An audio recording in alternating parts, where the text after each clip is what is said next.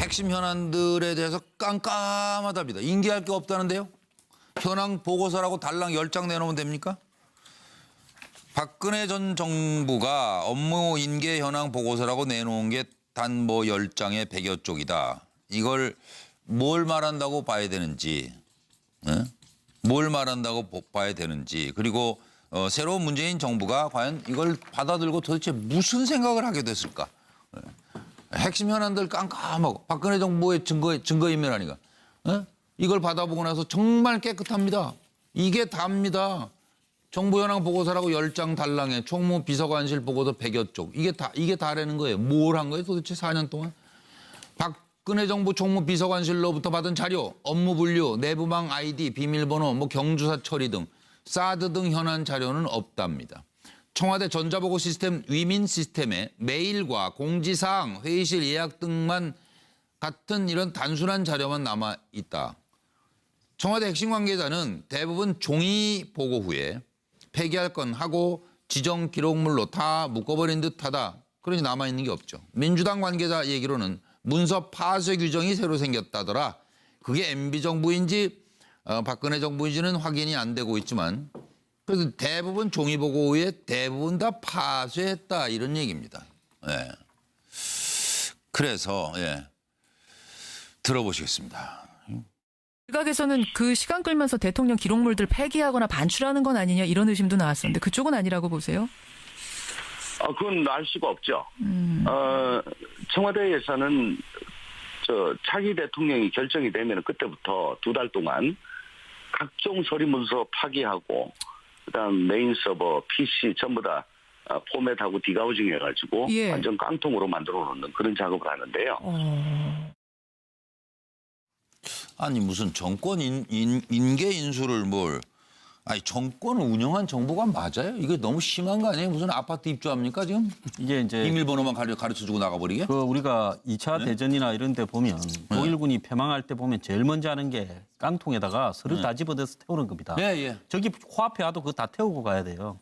베트남 때도 그랬어요. 이게 지어야 산다라고 해가지고 역대 정권의 생존기입니다. 그런데 이번 정권은 그래도 다른 정권은 이 좀 영양가 떨어지는 거 인수인계 받을 필요도 없는 이런 거라도 좀 수적으로는 많이 남겨놓고 왔는데 이번 정권은 아예 그냥 박근혜 전 대통령이 탄핵이 걸리고 그러면서 기억나십니까? 파쇄기를 여러 개를 엄청 들어갔잖아요. 사갖고 들어갔잖아요. 그러니까 파쇄기.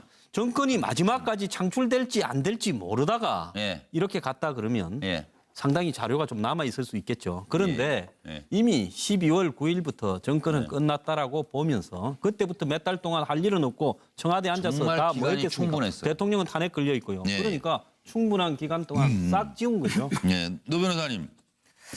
이게 증거인멸하고 저는 정말 상통하는 것 같아요. 박근혜 전 대통령 관련해서는 증거인멸이 가장 화두 아니었습니까? 안종범 실장을 통해 보더라도 알다시피. 근데 이게 원래요, 숨기려는 자가 항상 뭔가 많이 문제가 있는 거거든요. 그렇죠. 왜 숨겨요? 김대중 대통령 정권 전까지는 사실은 기록물이 하나도 없었대요. 근데 김대중 대통령 되면서 99년도에 공공기관의 기록물에 관한 관리법이 제정이 됐고요. 그 이후에 노무현 대통령 2007년도에 이제 나오면서 또 이 대통령 기록물 관리법이 만들어지지 않았습니까? 그러니까 이 정권들이 숨길 게 있는 정권들은 계속해서 이 기록물이 없어지는 거고 무언가 보여주고 알려줘야 된다고 생각하는 정권에서는 이런 기록물 관리를 철저히 한다는 건데 얼마나 미안하겠습니까? 우리도 압니다. 너무합니다. 미안합니다. 서로 그러고 있을 것 같아요. 숨기려는 자가 땡땡 뭐예요? 뭔 소리예요 그게? 숨기려는 자가 범인이다. 이게 저희 되지 뭐. 근데 뭐 안 숨겼으면 범인 아닌 거니까 단정적으로 이런 거 아니니까 오해들 하지 마세요. 저 김동훈 대표님. 청와대 정보 시스템 위민 시스템과 그다음 인수인계 자료가 거의 없었다는 것은 제가 볼 때는 이 부분들이 증거 자료로 사용될까 봐 불안했던 것 같아. 실정이 폭로되고 또 거기에 대해서 여러 가지 유무형의 책임을 지는 법적 책임까지도 갈 수 있는 이런 부분 때문에 의도적으로 금방 말씀하신 대로 증거 인멸, 파기 이런 행위가 이루어진 걸로 추정됩니다. 그리고 진짜 하지를 말죠. 그렇지 않아요? 솔직히 국민 앞에 뭐가 부끄러워요? 국정을 하면서. 국민의 눈앞에 없었던 것 같아요.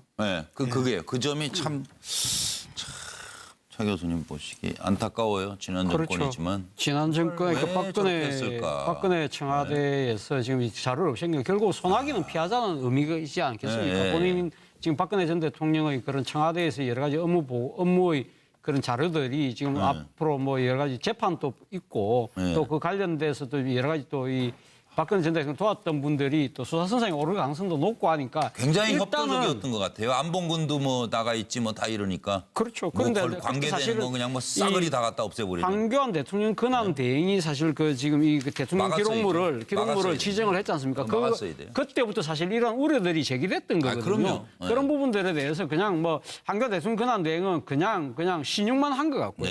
아마 청와대에 있는 관계자들 입장에서는 아마 자기들한테 책 잡힐 건 싹 다 아마 그 지정물로 대통령 기록물로 다 지정해버린 것이 아닌가 하는 생각인데 이걸 보면서 아마 문재인 정부는 이런 생각하겠죠. 이게 나라냐. 이 지금 어떻게 그 자신의 이익보다 자신의 이익을 국익보다 앞서게 하느냐 그런 이야기를 하겠죠. 그러나 저는 그런 생각을 해봅니다. 지금 소나기는 피했지만 결국은 드러날 수밖에 없어요. 이것이 15년, 30년 뒤에 역사의 심판은 피해갈 수가 없는 거거든요. 사실 우리나라 같은 경우는 기록물의 나라지 않습니까? 조선왕조실록, 일성록, 성정원 일기 등등 뭐 지금 유네스코 지금 그 유산으로 지정될 정도로 상당히 기록을 풍부하게 했던 나라인데 어떻게 민주 시대에 와서 오히려 더 퇴행하는 것 같아서 정말 좀 안타까운 마음입니다. 정기남 소장. 지금 말씀처럼 이 사초에 손을 대면 능지처참해야 되는 거 아닌가요? 기본적으로 그게 회사로 따지면 회사 부도나니까 사장 및 임직원들이 전부 다 폐기하고 도망간 격인데요. 그렇네요. 정말 일말의 애국심도 느낄 수 없는 좀 분노감이 치솟아 올 수밖에 없고요. 이걸 본 우리 문재인 정부 입장에서는 야 이래서 이게 무슨 뭐 다 죽은 박근혜 대통령 부관 참시 이런 문제가 아니라 정말 제대로 된 나라라면 적폐청산을 해야 되겠구나. 정말 이런 일련의 과정에 대해서 누구누구 책임을 묻기 전에 나라가 바로 설 수 있도록 그 경과라든가 경위들을 좀 철저하게 감찰 또는 조사해야 되겠다 뭐 이런 느낌입니다. 이런 거 정리 잘 안 하고 어떻게 3만 불 바라봐요? 그렇지 않아요, 서 변호사님? 그렇죠. 저는 이게 이렇게까지 완벽하게 없애버린 거는요. 한마디로 이게 범죄를 은폐하는 게. 왜냐하면 이게 어떤 분 전부 빗자예요. 차명폰, 보안 손님, 비선 진료, 비밀 독대기 뇌물이잖아요. 근데 재밌는 게 이런 이제 파쇄 자체가 제일 또 형량이 높아요. 10년이 합니다. 그 기록물을 파쇄하는 것도 범죄예요.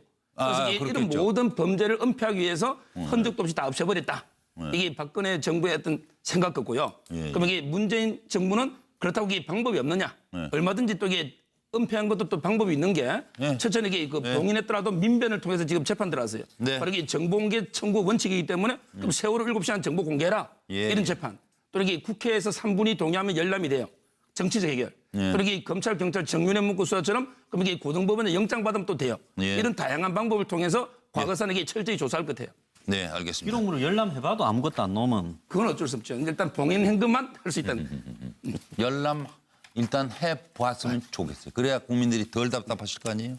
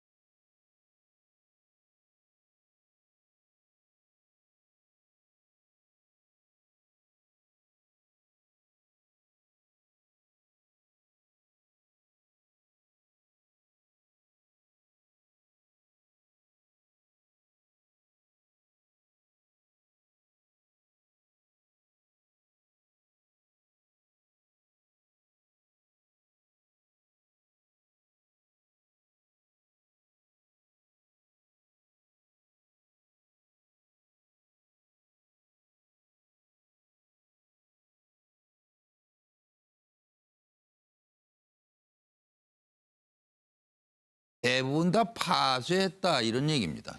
예. 그래서 들어보시겠습니다. 일각에서는 그 시간 끌면서 대통령 기록물들 폐기하거나 반출하는 건 아니냐 이런 의심도 나왔었는데 그쪽은 아니라고 보세요? 그건 알 수가 없죠. 청와대에서는 차기 대통령이 결정이 되면 그때부터 2달 동안 각종 서리 문서 파기하고 핵심 현안들에 대해서 깜깜하답니다. 인계할 게 없다는데요. 현황 보고서라고 달랑 10장 내놓으면 됩니까? 박근혜 전 정부가 업무 인계 현황 보고서라고 내놓은 게 단 뭐 10장에 100여 쪽이다. 이걸 뭘 말한다고 봐야 되는지, 뭘 말한다고 봐야 되는지, 그리고 새로운 문재인 정부가 과연 이걸 받아들고 도대체 무슨 생각을 하게 됐을까? 시스템에 메일과 공지사항, 회의실 예약 등만 같은 이런 단순한 자료만 남아 있다. 청와대 핵심 관계자는 대부분 종이 보고 후에 폐기할 건 하고 지정 기록물로 다 묶어버린 듯하다. 그러니 남아있는 게 없죠. 민주당 관계자 얘기로는 문서 파쇄 규정이 새로 생겼다더라. 그게 MB 정부인지 박근혜 정부인지는 확인이 안 되고 있지만 그래서 대부분 종이 보고 후에 핵심 현안들 깜깜하고 박근혜 정부의 증거인멸 아니가. 이걸 받아보고 나서 정말 깨끗합니다. 이게 답니다. 정부 현황 보고서라고 10장 달랑에 총무 비서관실 보고서 100여 쪽. 이게 다라는 거예요. 뭘 한 거예요 도대체 4년 동안? 박근혜 정부 총무 비서관실로부터 받은 자료, 업무 분류, 내부망 아이디, 비밀번호, 경주사 처리 등 사드 등 현안 자료는 없답니다. 청와대 전자보고 시스템 위민 그다음 메인 서버, PC 전부 다 포맷하고 디가우징 해가지고 완전 깡통으로 만들어 놓는 그런 작업을 하는데요. 아니 무슨 정권 인계 인수를 아니 정권을 운영한 정보가 맞아요? 이게 너무 심한 거 아니에요? 무슨 아파트 입주합니까 지금? 이게 이제 비밀번호만 가르쳐주고 나가버리게? 우리가 2차 대전이나 이런 데 보면 독일군이 패망할 때 보면 제일 먼저 하는 게 깡통에다가 서류 다 집어넣어서